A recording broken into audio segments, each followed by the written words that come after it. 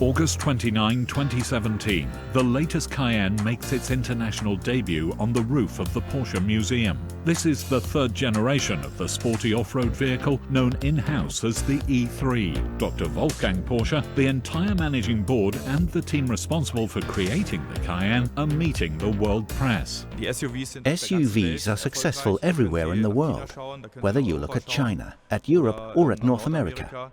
And that makes SUVs attractive for manufacturers too, because for them it means large sales volumes.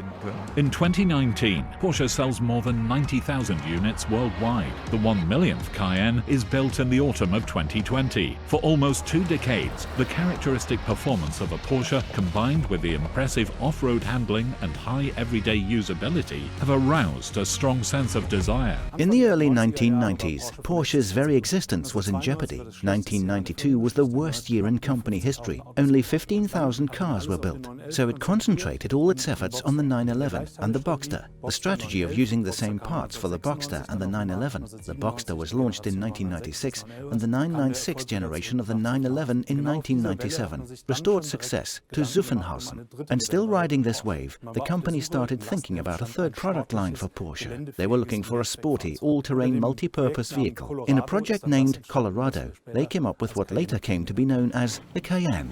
Over 1 million Cayennes have been delivered, a milestone. It all started some 20 years ago when the E1 was designed. Even in the freezing cold, like here in Canada, Porsche is breaking new ground with its SUV series.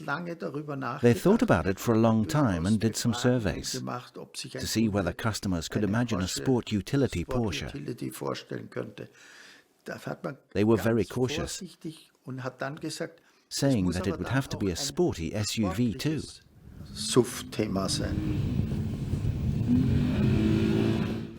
And I think that's very important. It's in our DNA.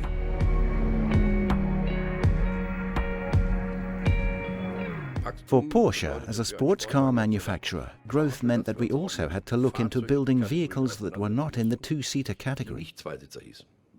Because finding a dealer in Asia, in China, who was willing to invest money in order to sell Porsche sports cars was unthinkable then, and still would be today. In Asia, you drive a 4-seater, and if you have lots of money and can afford lots of hobbies, you can buy a 2-seater to go with it. But not the other way round. That's why we came up with the Cayenne.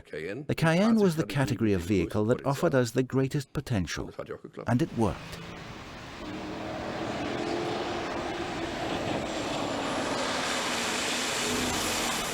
The Cayenne was developed in cooperation with Volkswagen under Porsche's leadership. That allowed risks to be reduced, while at the same time pursuing the goal of launching a distinctive model, different from Volkswagen's models and with its own generation of engines. Work initially started at the development center in Weissach, of course.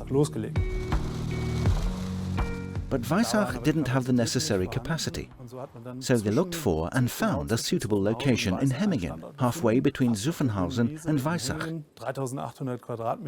They rented 3,800 square meters and started a small secret project there. Once you had found the gates and passed through them, it was like a think tank for this third product line. 2010, test driving the E2 in the desert. By then, the Cayenne is already Porsche's bestseller. The Cayenne has on-road and off-road capabilities. But being able to move around in it like this in dunes, on sand, that was a completely new experience. For me too. Something you have to experience for yourself. You drive into the sand, lower the air pressure down to 1 bar, and then go surfing through the dunes, using just one hand. It's incredibly fun, a real pleasure. The car's capabilities in this respect are tremendous.